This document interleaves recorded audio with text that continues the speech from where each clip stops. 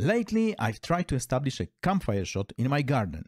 It's kinda tricky, cause the fire is quite bright, so to expose it correctly, I have to use the lowest possible ISO, 640 in this case.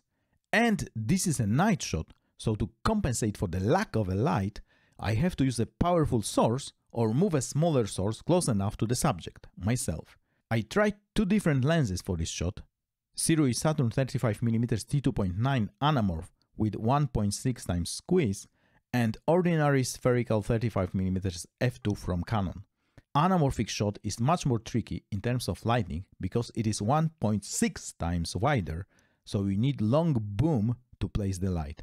Or you have to put the light farther away from the subject, but it have to be like 4 times more powerful to compensate, because the power of the light is inversely proportional to the square of the distance.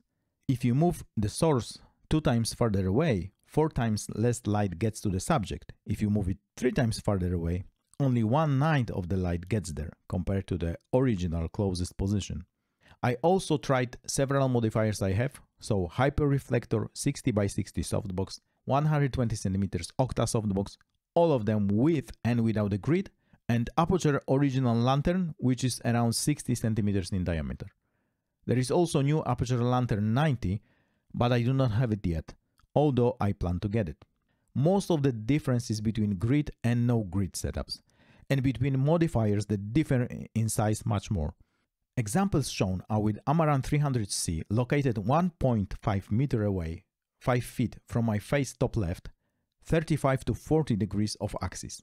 The light is set to 3200 Kelvin to mimic a fire.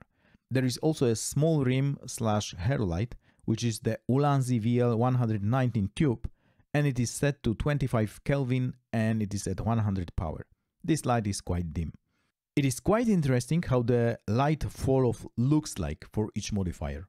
So the reflector is very directional and my face is properly exposed at just 2% of the power of 300C, although it still illuminates more than the half of the scene. Generally, it was kinda hard to expose correctly on the monitor, which is 3 meters away. I've tried my best, but it seems some shots are minimally differently exposed, even though the false color claimed is the same. I was aiming at the face exposure to show the difference in exposure of the rest of the scene. There is no surprise, the biggest modifier illuminates the most of the scene, Octa 120, but even at almost 2 times bigger light output, the whole scene seems darker. I'm kinda surprised with the lantern. I thought everything will be lit, but since this lantern is quite small, below 60 centimeters in diameter, so I think this is probably the reason it wasn't.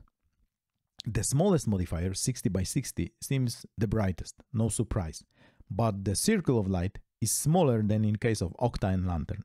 It might look similar at the first glance, because I haven't changed the exposure of any of this shot in post, so for Octa and lantern, the circle is bigger but darker.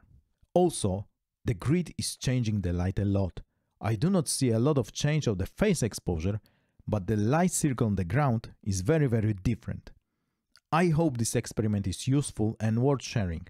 Let me know which lighting scenario you like the most in the comments. My favorite is Octa without the grid.